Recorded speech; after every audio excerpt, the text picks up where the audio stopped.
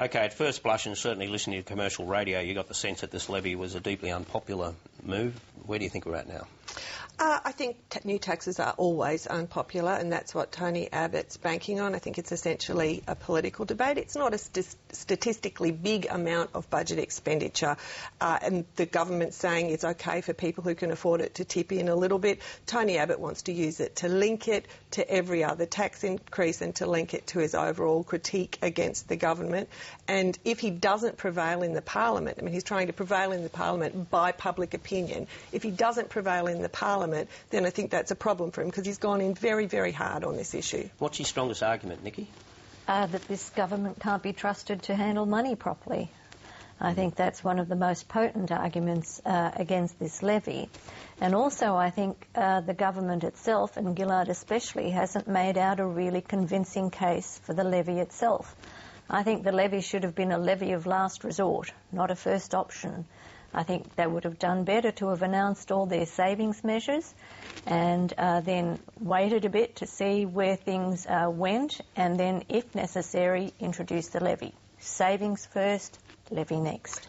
But equally, isn't it getting harder to argue that higher income earners shouldn't contribute when the disaster bill keeps mounting, when it's not just the $5.6 billion for flood reconstruction now, but another $2 billion for the Queensland cyclone, and Lord knows what else for the continued flooding in Victoria? No, but it's making the argument against some sort of public contribution a harder one to make. It would have been harder for Abbott, I think, to have opposed it if it had come at a later time, and if there was seen to be a greater need for it. I mean, she announced $3 billion worth of spending to cover a bill of less than $6 billion. She could have announced all the savings at that time to cover that amount and said, if we need to do more, we will do more. But I think she blew a hole in her own argument when she said, we're introducing the levy now, but if we need more savings, we'll introduce the savings later. It should have been the other way around. It's not really a big deal, and that's why you have to ask the question, why raise it? Why make such a big political fuss over something that doesn't really mean a whole lot? Well, why introduce it in that case? What is the need for it? That's what I'm saying. It is such a piddling little levy.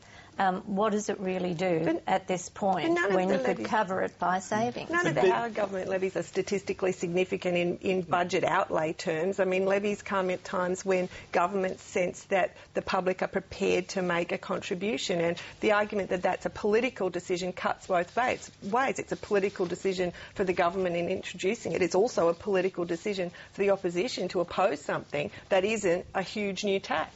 Well, yeah, I mean, it might be a very small amount in terms of the total Commonwealth budget, but in terms of the money needed for reconstruction, especially reconstruction in southeast Queensland, it's $1 out of every $3. It is 1/3 of the total amount.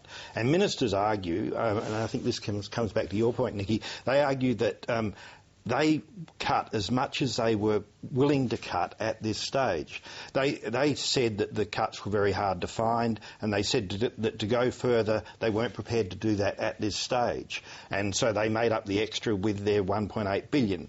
Now, Julia Gillard argues that if there is more money needed, they'll go back again. But talking to advisors in Canberra this week, they say it's going to be very difficult to find those extra cuts.